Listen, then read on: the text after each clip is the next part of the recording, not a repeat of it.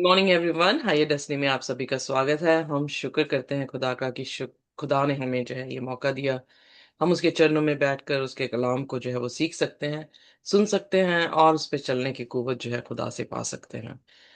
हम जो है वो गिनती उसका 18वां अध्याय जो है वो सीख रहे हैं। हमने देखा किस तरह से खुदा ने जो है लेवियों को पूरी मंडली से जो है वो अलग किया और लेवियों में से हारून को जो है वो अलग किया।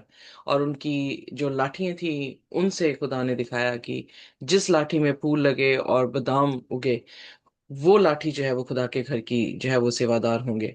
सो यू नो आज की इम्प्लीमेंटेशन ये है कि जिसकी जिंदगी में खुदा की आत्मा के फल होंगे, वो खुदा के जो है वो लोग होंगे। और इसीलिए हम प्रकाशित वाक्य उसके 14 अध्याय में और इवन 17 अध्याय में भी जब देखते हैं उन लोगों के बारे में जो जिक्र आया है अंत के दिनों में जो खुदा के होंगे, उनका जिक्र आया है कि उनके माथों पर जो है वो खुदा का नाम होगा। सो इनकी लाठियों पे भी जो है वो जिस लाठी पे जो है फल लगे हुए हैं, वो खुदा के नाम के लिए जो है या खुदा के घर के लिए जो है वो चुने गए और उन्हें जो है मोस्ट होली प्लेस में जो है वो रखा गया। जब हम सेंचुरी की स्टडी कर रहे थे तो हमने देखा कि जो कोर्टयार्ड है वो जस्टिफिकेशन है, जहां पर हम जैसे हैं वैसे आते हैं और खुदा हमें कबूल करता है। फिर होली प्लेस जो है वो सेंटिफिकेशन का जो है वो सिग्निफाई कर रहा है सर्टिफिकेशन को, जिसमें हम ये देख रहे हैं कि हमारी दुआएं, हमारा कलाम पढ़ना और हमारी टेस्टमनी देना जो है वो हमारी जिंदगी में जो है वो उन्नति को लेकर आता है। यीशु मसीह की तरबियत को जो है वो प्रोड्यूस करता है हमारी लाइफ में। और फिर उसके बाद हमने देखा कि मोस्ट होली प्लेस जो कि हाई प्रीस्ट जो है साल में एक बार जाता था, जहाँ पे खुदा का तख्त था और वो खुदा से रूबरू होता था। तो वो ग्लोरिफिकेशन है जब हम पौलुस जो है वो पहला कुरिन्थियों उसके 15 अध्याय में हम जब पढ़ते हैं तो वहां पर आंग झपकते हमारे बदलने का जो है वो जिक्र किया गया है। यानी हम ग्लोरीफाई जो है वो होंगे। और कुलसियों उसका 3 उसकी 4 जो कल हमने पढ़ा था उसमें हमने ये देखा कि किस तरह से जब मसीह आएंगे तो हम भी उसकी महिमा में उसके जैसे जो है वो दिखेंगे। सो इसलिए ये 3 कंपार्टमेंट जो है वो हमारी लाइफ जो क्राइस्ट की बीच में ग्रोथ है उसको दिखा रहे हैं कि किस तरह से हम जस्टिफाई होते हैं, किस तरह से हम सेंटिफाई किए जाते हैं और एक दिन जो है हम ग्लोरीफाई जो है वो होंगे। सो यहाँ पर जो लाठियां हैं वो एक ऐसी एक वृक्ष को या वृक्ष की टहनी को जिसे हमें दिखाया गया है। अगर आप भजन संहिता उसका पहला देखें तो वो एक पेड़ के बारे में जिक्र किया गया है जो पानी के किनारे लगा है, अपनी ऋतु में जो है वो फल देता है। जब हम यीशु मसीह के कलाम को, सुसमाचार को देखते हैं, यूहन्ना उसका 15 अध्याय, तो वहां पर यीशु मसीह दाखिलता है और हम उसकी टाहनियां हैं। सो जो उसमें लगा रहता है वो फल लेकर आता है। सो कंसेप्ट जो है वो सेम ही है कि यीशु मसीह किसको अपनी जिंदगी में अपनाएगा, कौन जो है वो ग्लोरीफाई हो सकता है, कौन जो उसकी महिमा के साथ उसके उसके जैसा जो है वो दिख सकता है। जैसे वो फलदायक है वैसे ही वो भी जो है वो फलदायक होंगे। सो भजन संहिता 1 जो है वो यकीनन प्रभु यीशु मसीह के बारे में प्रोफेसी कर रहा है कि वो किसी ऐसी मंडली में नहीं बैठता जो किसी की बुराई करता हो, किसी के पीछे जो है वो हंसता हो, ठट्ठा करता हो। और वो एक पेड़ ऐसा है जो कि नदी के किनारे जो है वो लगा है। वो मनुष्य, वो पेड़ ऐसा है जो नदी के किनारे लगा, अपने ऋतु में जो है वो फल देता है। पर दुष्ट ऐसे नहीं होते। सो कंपैरिजन किया गया है एक गुड करेक्टर का और एक बैड करेक्टर का, और उनकी डेस्टिनी भी जो है वो बताई गई है कि उन दोनों की डेस्टिनी क्या होगी। सो विकेट की खास करके डेस्टिनी बताई गई है कि वो सूखे भूसे के माने जो हवा आएगी और उन्हें उड़ा के जो है वो ले जाएगी। सो इनफैक्ट जब यहाँ पर उनकी लाठियां जो है वो बुलाई गई तो उनमें उनमें फल जो है दिखाई देने जो है वो जरूरी थे। और फल किस पे लगे? जिसको खुदा ने जो है वो चुना था। तो इसलिए जब खुदा हमें चुन रहा है, जब खुदा हमें ले रहा है, तो हम उस कवर्नेंट में अपने आप को स्ट्रॉन्ग करें और अपने क्या कह सकते हैं कि अपने वरदानों पर फोकस ज्यादा ना करें, बल्कि अपने आत्मा के फलों पर जो है वो फोकस करना बहुत जरूरी है। क्योंकि अगर फल हमारे पे लगे होंगे तो हम खुदा की हैकल के मोस्ट होली प्लेस में जो है वो दाखिल हो सकते हैं। और इनफैक्ट जब हम 15 अध्याय प्रकाशित वाक्य का पढ़ रहे थे, आइए देखते हैं उसकी आखिरी आयतों में। सॉरी, प्रकाशित वाक्य उसका 15 अध्याय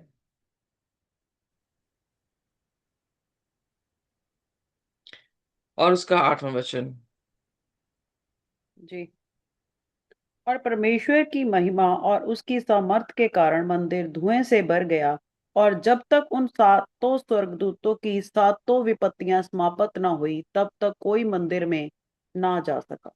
सो यहाँ पर अंत के दिनों में भी मंदिर में जाना है, यू नो अंत के दिनों में भी वो लोग ही मंदिर में जाएंगे जिन लोगों के माथों पर प्रभु यीशु मसीह का नाम है।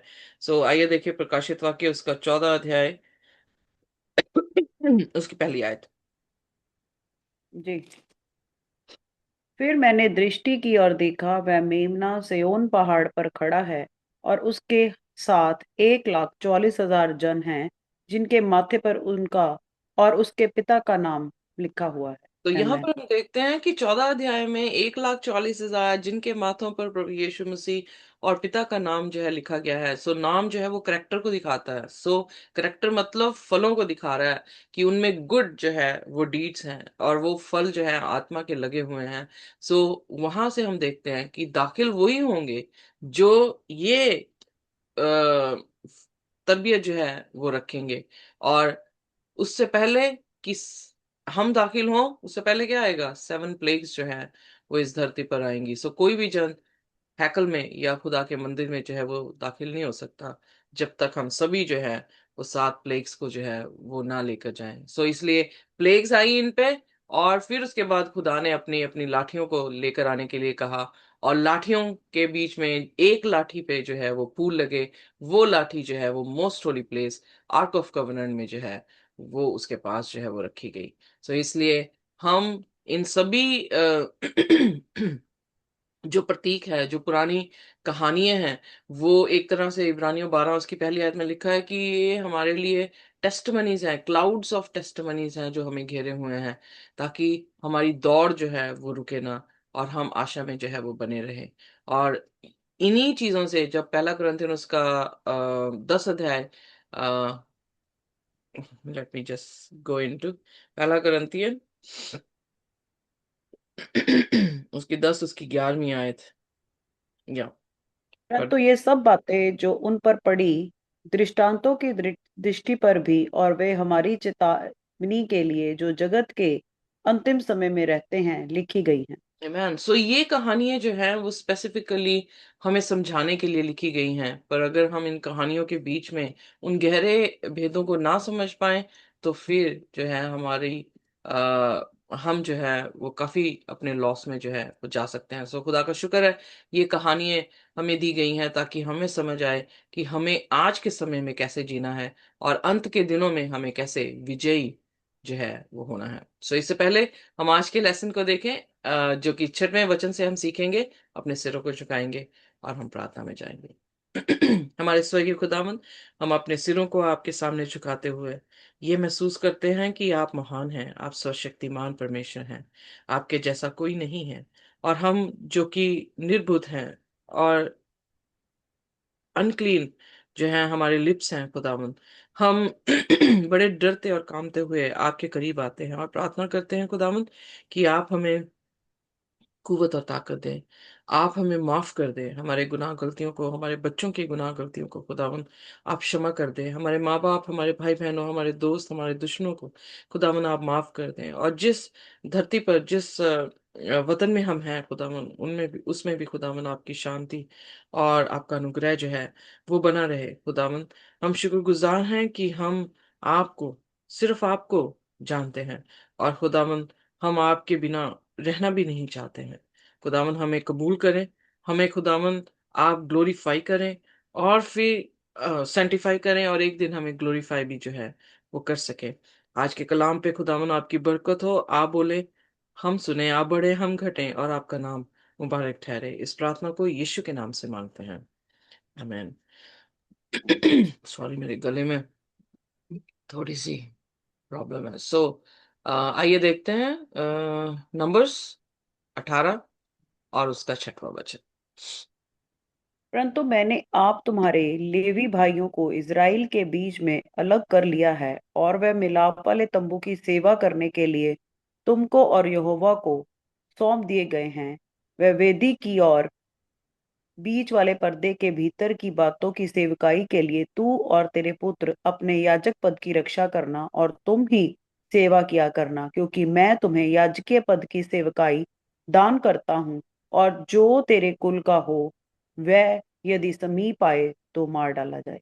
सो अगेन हमने ऑलरेडी जो है पहली 5 आयतों में जो है वो देखा, खुदा ने जो है हारून को जो है वो डिस्टिंक्ट किया, हारून को जो है वो थोड़ा अलग किया लेवियों से। लेवी जो है वो बाहर के तम मतलब हैकल के बाहर की चीजों का जो है वो देख रेख जो है वो कर रहे हैं। इनफैक्ट अगर हम देखें कि कोर्टयार्ड जो कि जस्टिफिकेशन को दिखाता है, that is a work of ours, कि हम जो है लोगों को कायल करके या उनको जो है कन्विंस करते हैं, उन्हें कलाम सुनाकर जो है प्रभु यीशु मसीह का वचन सुनाकर मुक्ति कैसे आती है, उन्हें कोर्टयार्ड तक जो है हम लेकर आते हैं। और मंदिर के बाहर की सारी चीजें जो है हम, क्योंकि याजकों का समाज है, पहला पत्रस उसका 2 उसके 9 में हमें याजकों का महायाजकों का समाज नहीं कहा गया, याजकों का समाज कहा गया है। तो हम जो है वो महायाजक के सबॉर्डिनेट हैं या असिस्टेंट हैं। सो हमारा महायाजक जो है वो प्रभु यीशु मसीह है। सो पर्दे जो कि हम जानते हैं कि मोस्ट होली प्लेस और होली प्लेस को जो है वो अलग करता था ये मेन पर्दा, तो उस पर्दे यानी होली प्लेस और मोस्ट होली प्लेस का जो प्रतिक्रिया है या उसकी सेवकाई है, वो प्रभु यीशु मसीह के पास है, या याजकों याजक पद के जो मतलब महायाजक का जो ओहदा उन्हें दिया गया था उनके पास थी। सो इसलिए खुदा यहाँ पर हर चीज की कंफ्यूजन को दूर कर रहा है। जब कलीसिया ये कह रही है कि हम भी पवित्र हैं, तो मूसा और हारून ही क्यों, कि खुदा उनके जरिए जो है वो बात कर रहा है। खुदा ने हमेशा चेन ऑफ कमांड जो है बाइबल में जो है वो दिखाई है। आप देखेंगे प्रकाशित वाक्य उसका पहला अध्याय, आइए देखते हैं प्रकाशित वाक्य उसका पहला अध्याय उसकी पहली आयत। यीशु मसीह का प्रकाशित वाक्य जो उस परमेश्वर ने इसीलिए दिया कि अपने दासों को वे बातें जिनका शीघ्र होना आवश्यक है दिखाए, और उसने अपने स्वर्गदूतों को भेजकर उसके द्वारा अपने दास यूहन्ना को बताया, जिसने परमेश्वर के वचन और यीशु मसीह की गवाही अर्थात जो कुछ उसने देखा था उसकी गवाही दी। आमेन। सो यहाँ पर हम मैं देखते हैं कि यीशु मसीह का प्रकाशित वाक्य है, पिता जो है वो दे रहे हैं। और किसके जरिए से दिया जा रहा है? एंजल्स के जरिए से दिया जा रहा है। किसको दिया जा रहा है? नबी को दिया जा रहा है। और नबी से किसको दिया जा रहा है? हम सबको। So there is a chain of command, कि एक तरीका है कि ऊपर से अगर ऑर्डर्स आ रहे हैं, जैसे हमारी ऑर्गेनाइजेशंस में होता है, चाहे आप नेवी में देख लें, चाहे एयरफोर्स में देख लें, चाहे आप एनएचएस में देख लें, हमेशा ऑर्डर जो है ऊपर वाले देते हैं और वो सबॉर्डिनेट को मिलता है। सबॉर्डिनेट से आगे जो है वो एंड वर्कर्स तक जो है वो पहुंचता है। सो इसलिए ये एक लीडरशिप की क्वालिटी है, ये एक ऑर्गेनाइजेशन को जो है वो दिखाता है, और ये परफेक्ट ऑर्गेनाइजेशन का एक करेक्टरिस्टिक है, जिसमें जो है वो हायर अथॉरिटी डायरेक्टली जो है वो लोअर अथॉरिटी के पास जो है वो ऑर्डर नहीं लेकर आती, बल्कि हमेशा देर इज अ पाथवे कि जहां से वो ऑर्डर जो है सब तक जो है वो पहुंचता है। That is a division of work, 20,000 लोगों के बीच में मूसा के को कहा गया कि वो डिवाइड कर दे अपने काम को। सो उसने जो है 100 में मतलब जजेस बना दिए, फिर 50 में जजेस बना दिए। सो इस कदर उसका काम जो है वो डिवाइड हो गया। और फिर अल्टीमेटली अगर ये सारे, अगर जो भी पाथवे से आ रहा कोई इंसान, जिस भी डिपार्टमेंट से आ रहा है, जिस भी यू नो जज से होके आ रहा है, अगर उससे केस नहीं सॉल्व होता, देन वो जो है वो मूसा के पास जो है वो केस आता था। सो एग्जैक्टली खुदा जो है उसकी मैनेजमेंट, उसकी लीडरशिप जो है वो भी ऐसे ही चलती है। That is a division of work. So इसलिए खुदा से यीशु मसीह से, फिर उसके बाद फरिश्तों के ऊपर ये काम होता है, और फरिश्ते आकर जो है सुसमाचार। इसलिए मरियम, यीशु मसीह ने पैदा होना था, ये उसका प्रकाशन था। बट पिता ने किसको भेजा? फरिश्ते को, जिब्राइल को। और जिब्राइल जो है वो मरियम के पास जो है वो आकर सुसमाचार दे रहा है। सो इसलिए खुदा जो है वो इसी ढंग से जो है वो काम कर रहे हैं। सेंचुरी में भी उनका काम ऐसा ही है कि अगर खुदा है खुदा प्रतिरूप या प्रकाशन जो है वो यीशु मसीह का दे रहे हैं।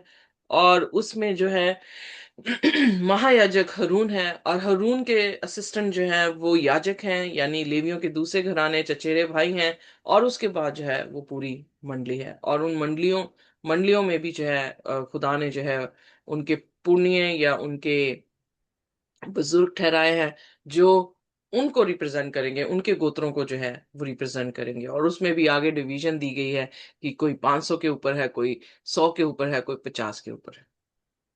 Are you getting me? जी। सो इस तरह से खुदावन यीशु मसीह जो है वो अपने काम को करते हैं। और अगर हम ये सोचें कि वो हमारे टाइम में कुछ अलग सा करेंगे, नहीं, उनकी तरबियत ही ऐसी है, उनका वे ऑफ वर्किंग ही ऐसी है। सो इसलिए वो कभी बदलता नहीं है। सो इसलिए जब पलूस इब्रानियों 13 उसकी 8 में कहता है कि यीशु मसीह आज कल और अब हमेशा तक एक से है, तो यकीन जानिए उनके काम करने का भी जो है वो ढंग अलग नहीं होगा। आमीन। Amen. सो आइए 7वीं आयत। यहोवा ने हारून से कहा, सुन, मैं आप तुझको उठाई हुई भेंट सौंप देता हूँ, अर्थात इजराइलियों की पवित्र की हुई वस्तुएं जितनी हों, उन्हें मैं तेरे अभिषेक वाला भाग ठहरा कर तुझे और तेरे पुत्र को सदा का हक करके दे देता हूँ। जो परम पवित्र वस्तु आग में होम ना की जाएगी, वे तेरी ही ठहरेंगी, अर्थात इसीलिए कि वे सब चढ़ावों में से उसके सब अनबलि, सब पाप बलि और सब दोष बलि जो वे मुझको दे, वह तेरी और तेरे पुत्र के लिए परम पवित्र ठहरे। तो यहाँ पर हम देखते हैं कि सभी को, सारे गोत्रों को जो है जमीन दी गई। सारे गोत्रों के पास अपने जो है वो एग्रीकल्चर थी, जहाँ पे वो अपनी रोटी जो है वो कमा सकते थे। पर जो लेवियों के घराना था उनको कोई जमीन नहीं देगी। उनका बसेरा जो था वो हैकल के आसपास था, और उनका काम जो था वो हैकल में लोगों की सेवा करने था। और जो कुछ भी दान जो कुछ भी दान जो है वहां पर आ रहा है, तो खुदा ने क्या कहा कि वो सारा का सारा दान जो है वो तेरे लिए क्या होगा? परम पवित्र जो है वो होगा, तेरे और तेरे बेटों के लिए जो है वो परम पवित्र होगा। सो इसलिए खुदा ने डिस्टिंक्ट तो कर दिया।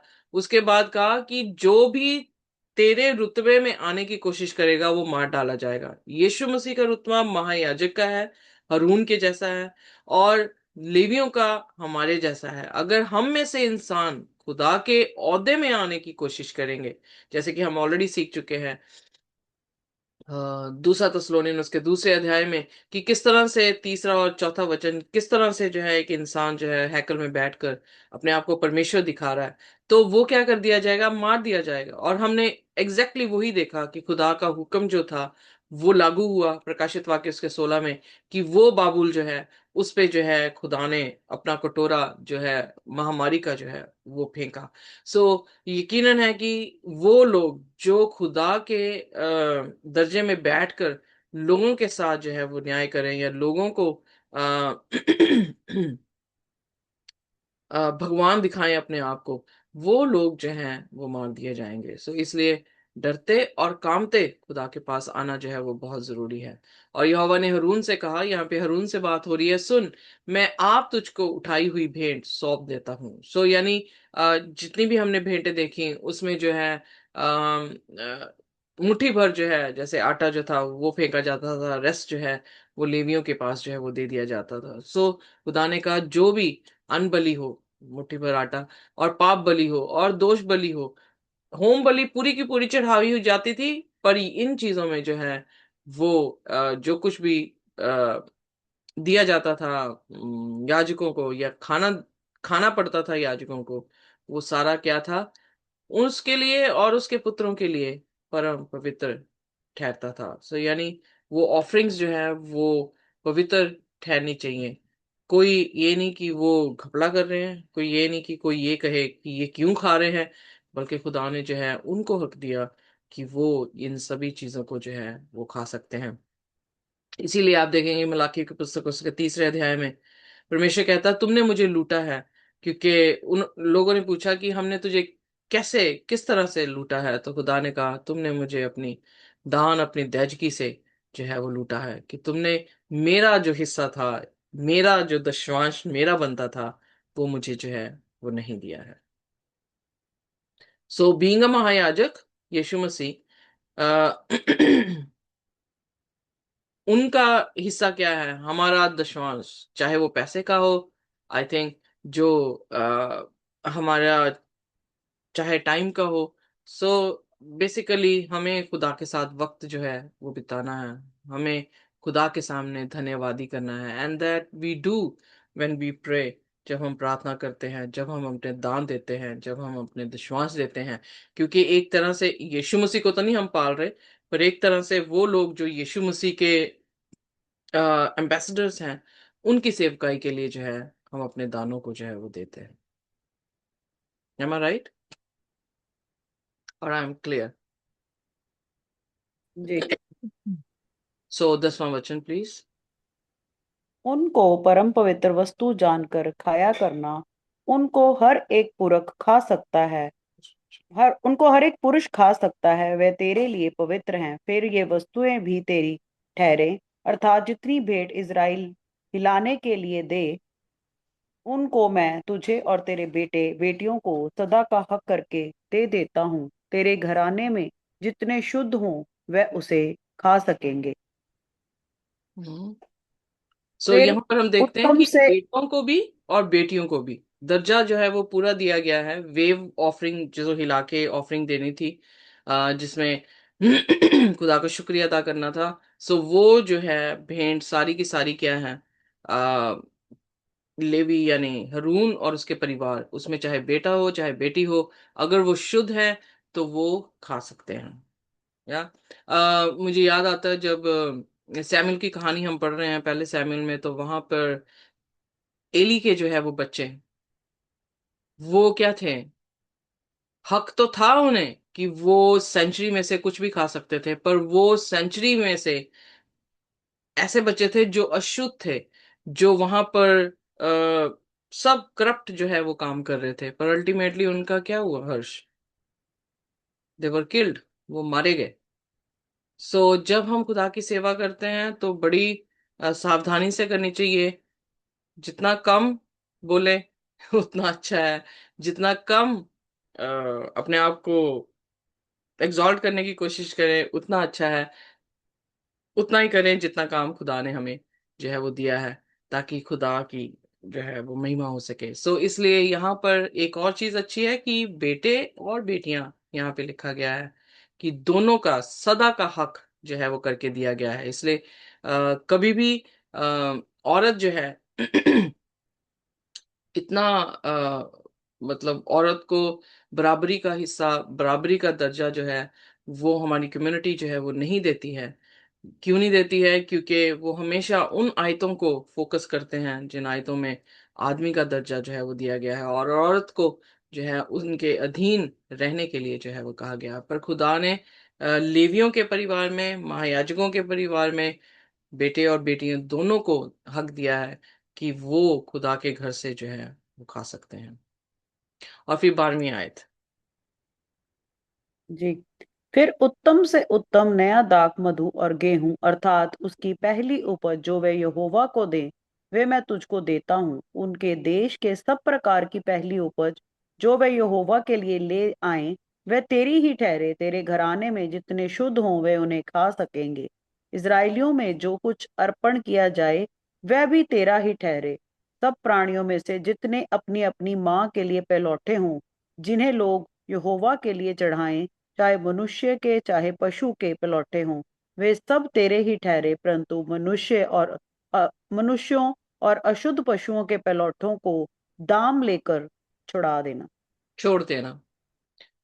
यहाँ पर हम देखते हैं कि खुदा ने जो है जो भी वो प्रेजेंट कर रहे हैं खुदा को, चाहे वो दाख मधु हो, गेहूं हो, अपनी उपज लेकर आ रहे हैं, अपने पलौठे जानवर लेकर आ रहे हैं, या अपने पलौठे, जैसे सैम्यूल जो है अपनी माँ का, हन्ना का पलौठा बच्चा था, उसने शपथ खाई कि मैं अपना पलौठा बच्चा तेरी सेवकाई में दूंगी, तो वो एली का बन गया, और एली की जो है वो, एलाई की जो है वो सेवकाई जो है वो कर रहा था। सो कोई भी एनीथिंग जो खुदा के वचन में था, वो किसके सेवादार जो है वो बन जाएंगे? वो प्रभु यीशु मसीह के। और परलौठे बाइबल में जैसे इज़राइल को भी परलौठा कहा गया है, तो बाइबल में परलौठा जो है वो खुदा का बताया गया है। सो इसलिए हमारे परलौठे भी खुदा की सेवकाई के लिए हमें देने चाहिए। अगर हम नहीं भी देते हैं तो फिर भी उसकी क्या है, बेटर ये है कि हम खुदा को खुद अपने पर लौटे जो है उसकी सेवकाई के लिए दे सकें। सो यहाँ पर चाहे वो मनुष्य हो चाहे वो पशु का परलौठा हो, सब तेरे ठहरेंगे, परंतु मनुष्यों और अशुद्ध पक्षियों पशुओं के परलौठों का दाम लेकर छोड़ देना। सो वहां पर उनको घर नहीं लेकर आना, यानी उनको हैकल में लेकर नहीं आना। आप देखेंगे लेवियों की पुस्तक में 11वें अध्याय में अशुद्ध और अशुद्ध 10 और 11 आई थिंक, अशुद्ध और अशुद्ध जो है वो पशुओं का जिक्र आया है। शुद्ध जो है हम खा सकते हैं, अशुद्ध जो है हम नहीं खा सकते हैं। सो उसी तरह से ये देह खुदा का मंदिर है, तो उसमें भी क्या आना चाहिए, शुद्ध जो है वो आना चाहिए जानवर। बट अगर मांस खाते हैं, बट अगर अशुद्ध है तो उसे मना किया गया है। जैसे कि सुअर है, सुअर को जो है वो मना किया गया है बाइबल में, क्योंकि वो अशुद्ध है। इनफैक्ट उसको देखने में भी पता लगता है वो बाहर से भी गंदा है और अंदर से भी जो है वो गंदा है। मेडिकली देखें तो उसमें ऐसे बग्स हैं जो हमारी देह के लिए अच्छे नहीं है, उसमें इतना कोलेस्ट्रॉल है कि वो हमारे हार्ट के लिए जो है वो अच्छा नहीं है। तो खुदा ने उसे अशुद्ध ठहराया है, और उसका क्या करना, अशुद्ध को क्या करना, सिर्फ उसका दाम लेना है, यानी पैसे उसके ले लेने हैं, और उस जानवर को जो है वो छोड़ देना। वो खुदा की हैकल के अंदर जो है वो नहीं आना चाहिए, या याजक के लिए नहीं जो है अर्पण जो है वो किया जाना चाहिए। सो क्या आदमी क्या पशु, सो इसका मतलब हम इंसान भी जो हैं। इसीलिए रोमियो उसका 12 अध्याय उसकी पहली में लिखता है कि हम अपने आप को जीवता पवित्र परमेश्वर को भावता हुआ जो है वो बलिदान चढ़ाए, यही हमारी आत्मिक सेवा है। Amen? Amen. Amen. सो कल जो है हम 16वीं आयत से जो है इसको आगे पढ़ेंगे। और हम खुदा के शुक्रगुजार हैं कि खुदा ने हमें इस कलाम से सिखाया कि हम अपने आप को पवित्र खुदा के सामने चढ़ाएं। हम अगर अशुद्ध हुए तो हम मार दिए जाएंगे।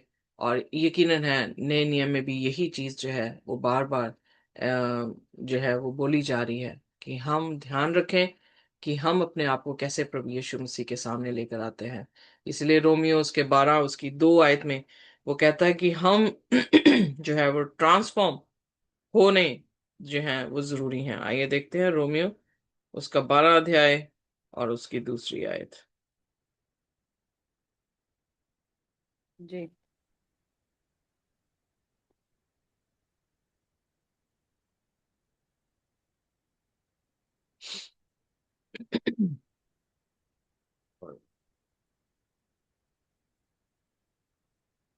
और इस संसार के सदृश ना बनो, परंतु तुम्हारी बुद्धि के नए हो जाने से तुम्हारा चाल चलन भी बदलता जाए, जिससे तुम परमेश्वर की भली और भावती और सिद्ध इच्छा अनुभव से मालूम करते रहो। आमेन। तो यहाँ पर परमेश्वर के वचन में लिखा हमें बदलना होगा।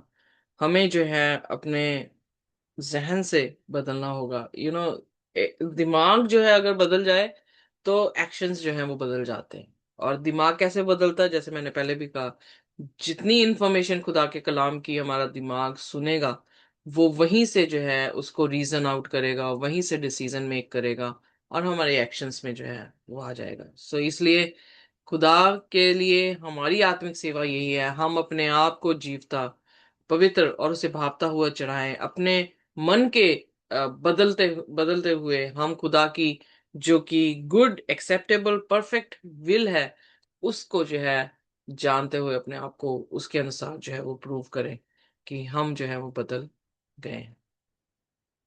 Amen? आइए अपने सिरों को झुकाएंगे और हम प्रार्थना में जाएंगे। कोई भी जन जो है वो हमारे लिए प्रार्थना कर सकता है।